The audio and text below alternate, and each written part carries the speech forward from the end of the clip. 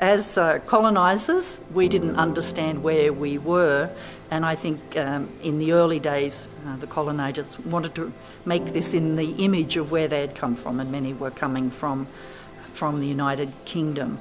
And so governments encouraged and gave various incentives to landholders to clear the land.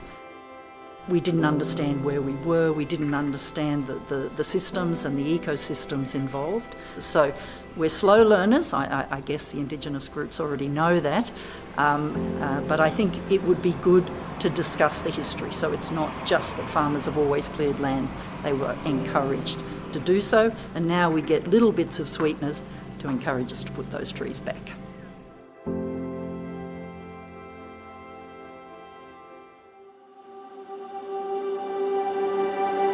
My name is John Rankin, I'm the chair of the K2W. The idea of the forum is to exchange ideas, to increase the enthusiasm of the participants. Very diverse range of people, from professors from the university to farmers and all in between. The idea of getting such a diverse range is that we all have something to offer.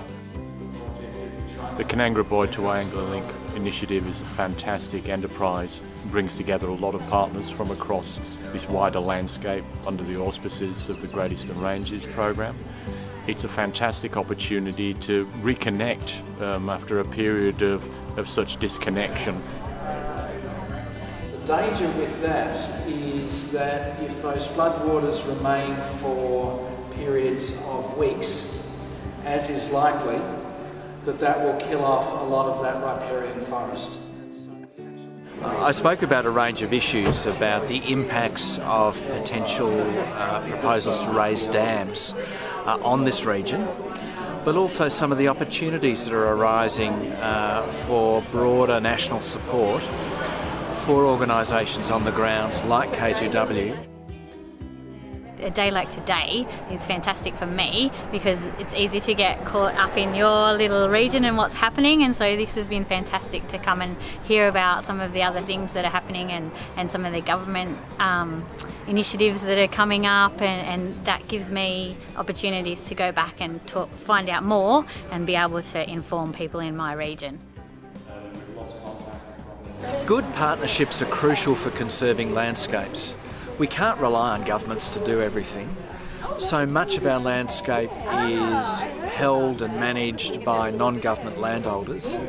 We really need partnerships to bring together the expertise, the resources, the laws to support landholders to be the best stewards that they can be.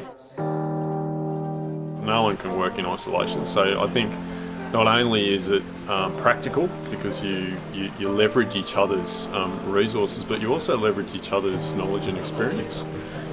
People bring different ideas to the table, and then you just arrive at better solutions. What really protected that was being fenced off during the drought years, so it didn't go backwards during the drought years. In the end, we all want a healthy home, and we want a vibrant society, a vibrant civilization.